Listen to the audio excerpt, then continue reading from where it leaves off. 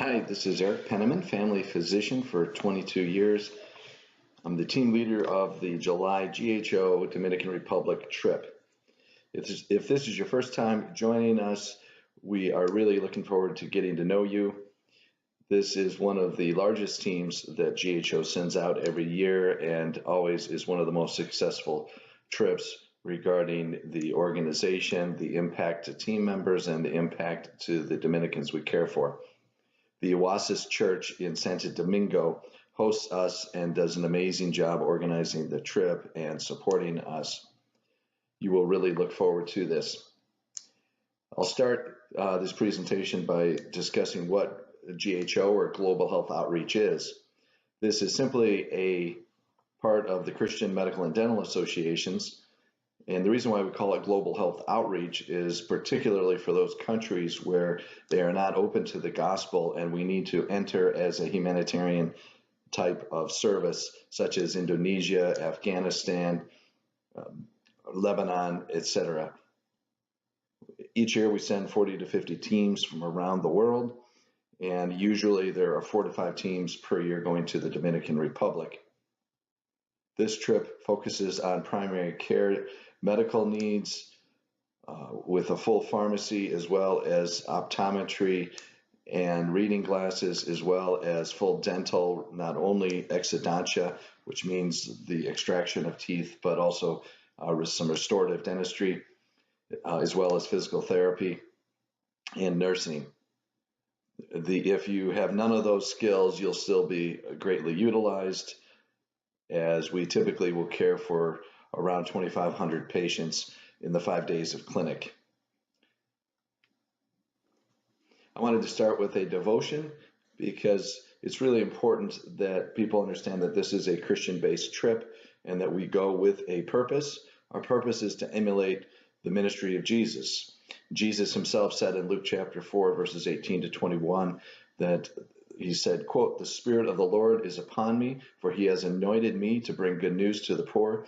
He has sent me to proclaim that captives will be released, that the blind will see, that the oppressed will be set free, and that the time of the Lord's favor has come." He rolled up the scroll, handed it back to the attendant, and sat down. All eyes in the synagogue looked at him intently. Then he began to speak to them. "The scripture you've just heard has just been fulfilled this very day." So this is when Jesus was first introducing himself to the leaders in the synagogue and letting them know that he was the Savior that was to come and help Israel be free. But what they didn't understand is the freedom was a spiritual freedom that we now benefit from, even though we may be Gentiles and not Jews. I want to point out that he states that he was called to proclaim good news to the poor, which we will do, to help captives be released, which is part of the ministry, that the blind will see, and that the oppressed will be set free. And that summarizes nicely what the goal is. Mark chapter 10, verse 45 says, "And even the Son of Man came not to be served, but to serve others, and to give his life as a ransom for many." So we're God's ambassadors, and we are going to serve. We are not going to be served. The Oasis Church spoils us, and typically they attempt to serve us, but we try to reciprocate and certainly focus on us serving the Dominican people in the clinic. So Isaiah chapter 1, verse 17 says, "Learn to do good, seek justice, help the oppressed, defend the cause of the orphans, fight for the rights of the widows." And in our clinic, we'll see several orphans, many widows, and this will be also our focus. I want to point out that oftentimes we feel like we're going from this wealthy country, America, that we're all proud of. However, there are different aspects of poverty. And there was an excellent book called "When Helping Hurts" that describes the 4 different levels of poverty. And it's really important that we understand how people living in a country perceive poverty. Here are some quotes from folks living in poverty in these specific countries. Moldova, which is in Eastern Europe, a poor person there said, "For a poor person, everything is terrible, illness, humiliation, shame. We are cripples. We are afraid of everything. We depend on everyone. No one needs us. We are like garbage that everyone wants to get rid of." So it's important that we understand the the perspective of the people that we'll minister to. In Guinea, it says, when I don't have food, I borrow mainly from neighbors and friends. I feel ashamed standing before my children when I have nothing to help feed the family. I'm not well when I'm unemployed. It's terrible. And from Cameroon, the poor have a feeling of powerlessness and an inability to make themselves heard. We're going to go and we're going to listen to these people. They will be heard, and we're going to try to help them in any way we can. It's important to understand that 40% of the world right now lives on less than $2 per day, whereas the average American lives on $90 per day. 1 John chapter 3, verses 16 and 17 says, we know what real love is because Jesus gave up his life for us, so we also ought to give up our lives for our brothers and sisters. If someone has enough money to live well and sees a brother or sister in need but shows no compassion, how can God's love be in that person? So Steve Corbett and Brian Fickert wrote that book, and this PowerPoint, which will be sent to you, has a link on Amazon if you would like to read this book, because if we go out and all we do is alleviate their physical poverty, we'll have done nothing to help them from a spiritual standpoint. And when we introduce them to the good news of Christ, it is independent from their personal poverty, and they can have a richness spiritually that will help boost their whole self-esteem and their whole purpose for living. So we're going to go through shortly what the chart for the Dominican Republic looks like and the team members. This is being recorded after our webinar, which unfortunately the audio did not record, so I'm having to re-record this for those who couldn't attend. Therefore, you'll miss the introductions of those team members who were able to attend. Typically, prior to the trip, each team member will send out an introductory email so people will get a sense of where people are coming from, what their current skill set is, and what the reason why they're coming on the trip. So we'll look forward to those emails, and included in this, the email that this presentation will be in will be the team chart. I'm trying to update this as new people sign up for the trip. It is very important that if you've not signed up for the trip but you plan on coming, that you go out to the Service Reef site and sign up. Here is the link to the Service Reef site. So there'll be a video of this presentation as well as the actual PowerPoint presentation, which I will send out in PDF form for those who don't have PowerPoint. So it's important at this point that there are several things that should be done. One, make sure you have your passport. It usually takes 4 to 6 weeks to get one. So if you've not done this, go and apply immediately. You can usually go to your local post office, to a Walgreens, and get your passport photo taken. You can also get that photo and mail it in after downloading a passport application online. So try to get that done as soon as you can. Try to get your online application done. And then once you're signed up, you'll be able to use the Service Reef website as a tool to help with fundraising. You'll be able to send the link to the fundraising page to your friends and family. This will include the introductory information about our trip, a video of what it's like, and it typically is very effective in helping to raise funds. The other thing you'll want to do is begin to develop your leadership prayer team. You want to pray, really have them focus on 3 things. 1, the Oasis Church. 2, pray for the Dominicans that we'll reach out to, and then pray for the growth and health of our team.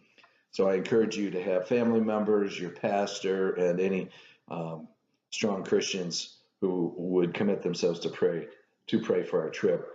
Ultimately, we try to set up a daily prayer report Facebook page for the prayer partners. So definitely try to get their email address. Other things to do relatively soon is if you've not been immunized against hepatitis B and A, you should have that. We recommend the oral typhoid vaccine, which should be every 4 to 5 years. Make sure your tetanus is up to date, and malaria prophylaxis.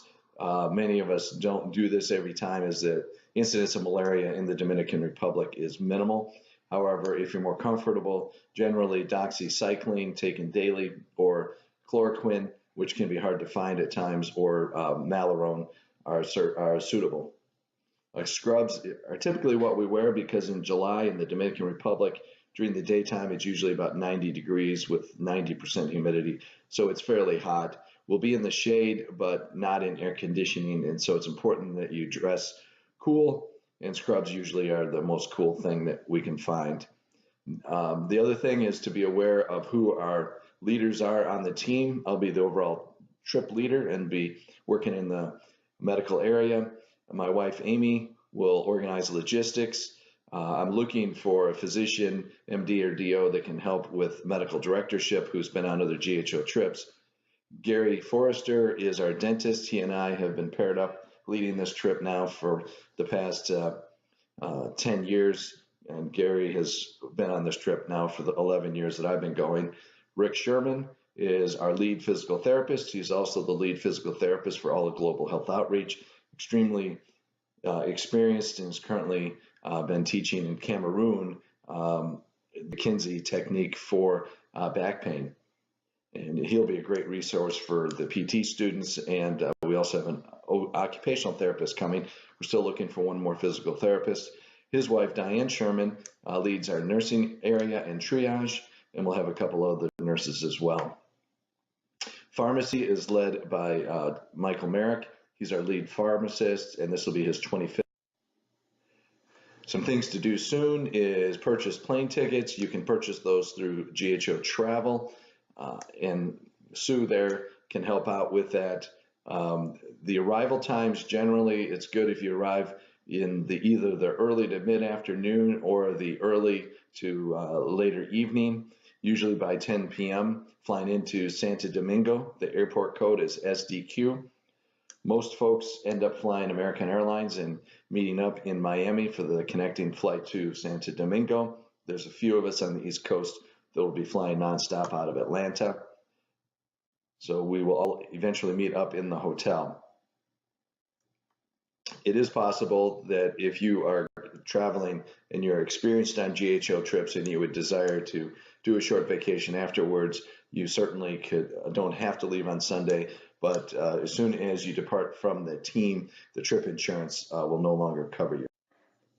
Here's an example of the itinerary that my wife and I and some from the Knoxville area of Tennessee will be flying. This last slide I just scanned through is the usual flight that people connect up to in Miami. So no matter where you're flying to, if you fly American Airlines, that's a good flight to connect up to. Things to check regularly. My main mode of communication, because the team is very large, has been emails. I'm looking for someone that could help me out with the younger generation who tends to use Facebook as well as text messaging to help out with communication. So if there's a young person out there willing to help out, please reach out to me. My cell phone number is 865-356-9694, 865-356-9694.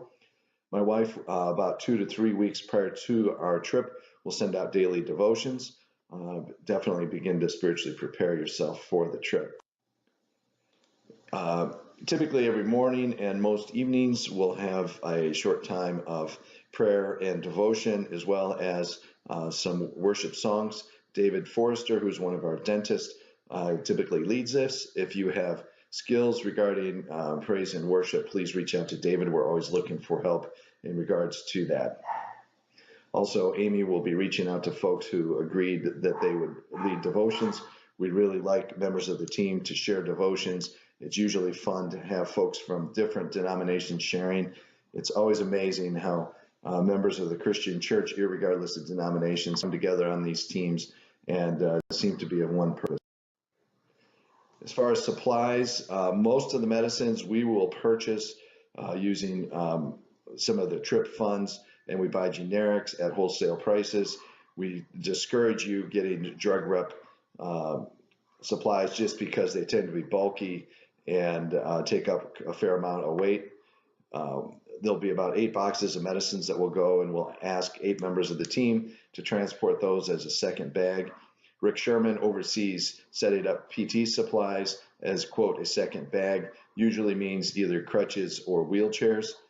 We often bring over 20 wheelchairs to give out to crippled children and adults, and it's a key piece of the ministry. In regards to eyeglasses, if we're able to identify an ophthalmologist or optometrist, we may need some donation of further eyeglasses. For now, don't worry about that. And I just realized my old address is on this slide. So I'm looking for a medical director, as I mentioned, and I'm looking for someone that can help me communication to the millennials. Reach out to me. We'll plan our next meeting in May. In the interim, please feel free to email me at aspenniman@hotmail.com. You'll be getting emails from me. If for some reason you don't get an email, hopefully you're reaching out to somebody to get connected up. Sometimes as new names come in, I don't get those new names into my email group right away, and so I'm regularly doing audits to make sure everybody is included, but feel free to call me at 865-356-9694 or text me if you feel like you're not getting the proper communication. Otherwise, any questions, feel free to email me. If it's dental related, email Gary Forrester. Physical therapy related, Rick Sherman. Pharmacy related, Michael Merrick.